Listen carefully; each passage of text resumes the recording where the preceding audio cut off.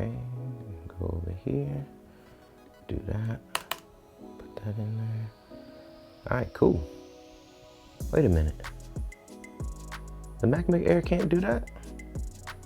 All right, y'all, so it's not broken, but the M1 MacBook Air is just, what up, y'all? Welcome back, CKid here, man. And over the weekend, guys, I got the chance to actually put this MacBook Air that you guys are seeing here in my hands through its paces. Also did some video editing on it, normal web browsing, gaming on it, all of that good stuff here to let you guys know and give you guys my full thoughts on M1 MacBook Air from the M1 Mac Mini that I've done a couple videos here on the channel about, which I'll have those linked for you guys down, as well as, you know, I'll go ahead and pop it up here on the screen throughout this video. But I gotta be honest with you guys, man, the M1 MacBook Air is nice and all, but it's just not it. Let's dive deeper. So if you guys are new here, or if you guys have already been here following my M1 Mac journey, then you guys know over the past week or so, I've been doing some deep diving into testing out the M1 Mac products and just taking you guys along with me every single step of the way, giving you guys the good, the bad, as well as the ugly, even admitting to you guys when I was wrong when it came to the Bluetooth issue, and you guys actually helped me out with that. Well, I guess I wasn't necessarily wrong,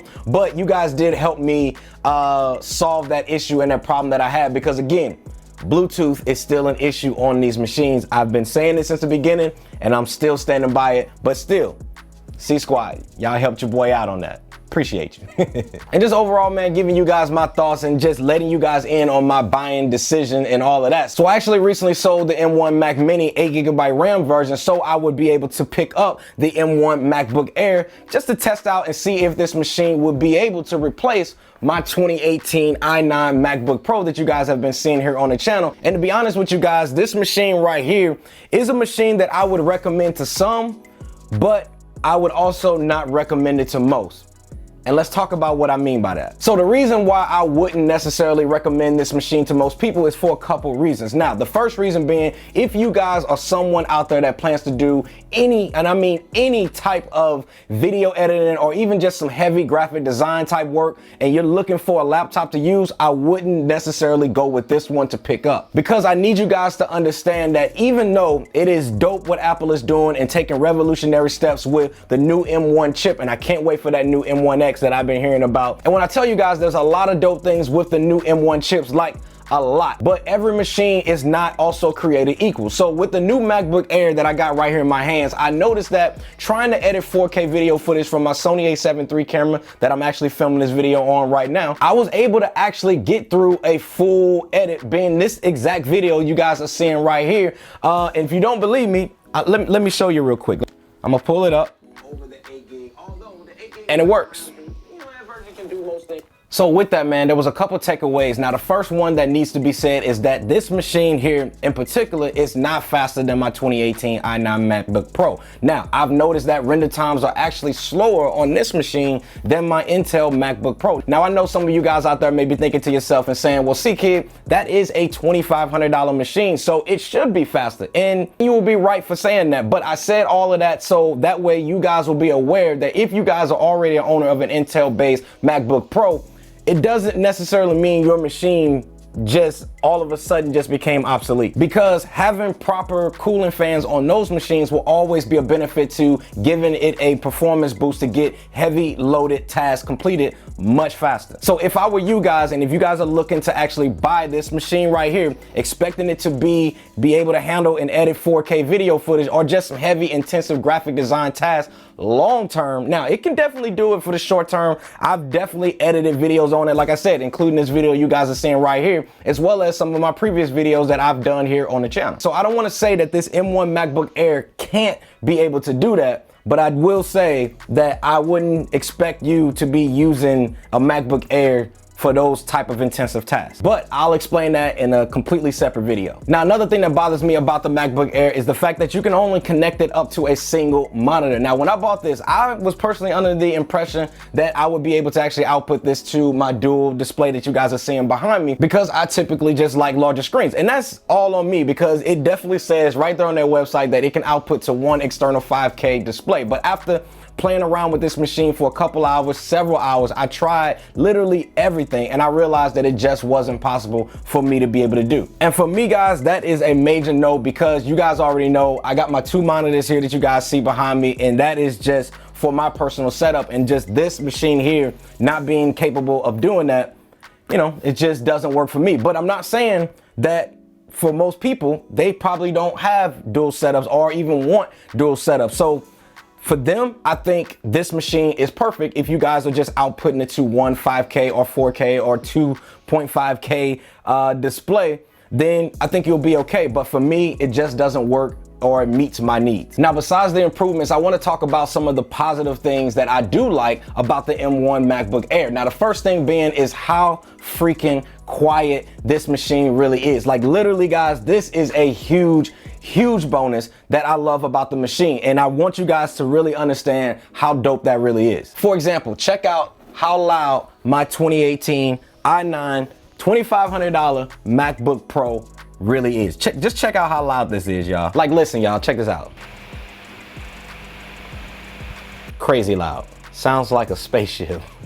So to me, man, that is a positive vibe and just something that I do like about the MacBook Air. Although I still believe that not having a fan in here still can have some long-term effects if you're doing tasks outside of the range, like I mentioned to you guys earlier in this video. Like the other day, for example, guys, I was sitting on the couch, right? And I'm sitting there just doing some Amazon shopping, buying some stuff that I just don't need. And I couldn't get over how quiet this machine was. Like, I was watching videos, jotting down some video notes for this video right here, as well as doing some casual web browsing and just having a bunch of tabs open and all of that. And I could not get over the fact of how smooth it was able to handle all of those tasks with literally no fan in it and just remaining extremely quiet. Now, the next thing I actually enjoy about this machine is its size. Now, as a person coming from the 15-inch, you guys can tell right here the size difference between the two. It is literally night and day how big this one is in comparison to the MacBook Air. So as a person coming from a machine of that size, I can appreciate the small body and size of this machine. Now, being able to easily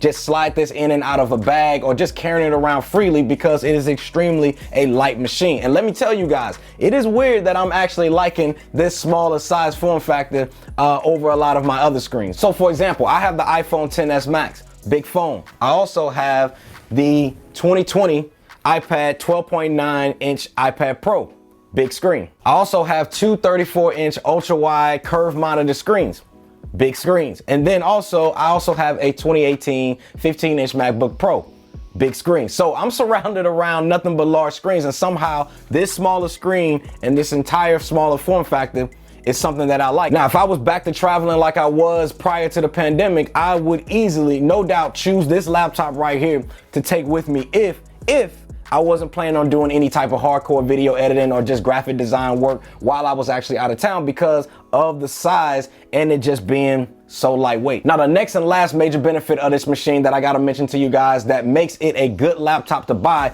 is the battery life. Now, when I tell you guys this entire time of having it, I rarely have needed to charge this machine up. Like, I'm not capping with y'all. When I tell you guys the battery life is hands down the best that I've ever experienced from any laptop out there, including the one that I just showed you guys, like any laptop that I've actually ever used in the past as well as the present. Like, I'll be straight up with y'all, man. Like, my current 2018 MacBook Pro battery life is not the greatest. No way would I ever leave the house without my charger with that laptop. But I will say, with this laptop right here, man, I would have no doubt going anywhere without my charger with this laptop, because I can easily get several hours in of work and leave and go somewhere else, and I know for a fact I'm still gonna have battery life left on this machine. Again, if you're not doing anything crazy or heavy lift. So when Apple actually said 18 hours of battery life, they no doubt easily is hitting them numbers, no question. Also, with the battery life, I also got to point out that the battery does not drain or deplete when you guys let it sit off the charger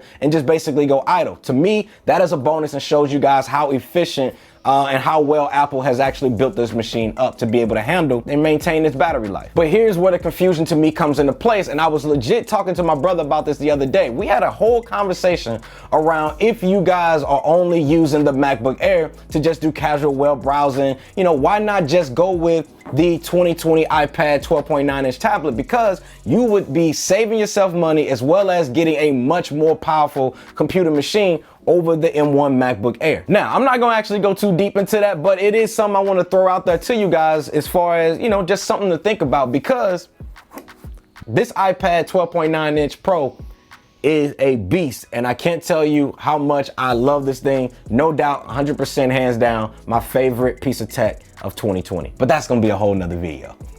So who should actually buy the M1 MacBook Air? Honestly, guys, I would say the M1 MacBook Air is simply for people who are not content creators. If you guys are a college student or a person who actually travels and you want to take a laptop with you and just have a light workstation, who is also looking for a good, reliable, quiet working machine for watching lectures or taking notes on, or just everyday lightweight stuff you do on a computer, then this laptop is no question one that I would recommend, as well as one that I would pick up for sure. But if you guys are someone like me that requires something that is just a little bit more beefed up and that can handle those heavy video editing and intensive plugins, heavy graphic creations, and all of those different things like that, I would never ever recommend you guys go out and buy a MacBook Air, because it's going to work short term, but it's not going to work for the long period in the long haul, because these MacBook Airs are simply not built for those. That's why Apple has their Pro lineup, which is going to allow you guys to be able to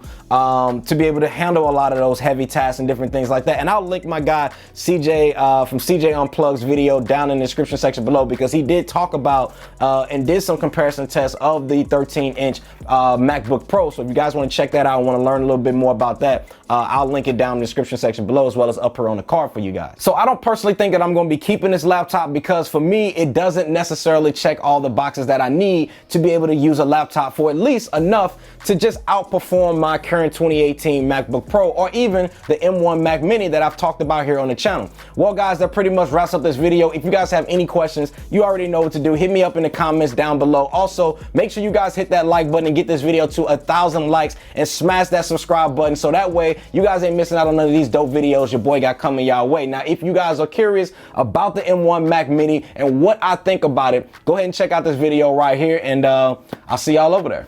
Peace.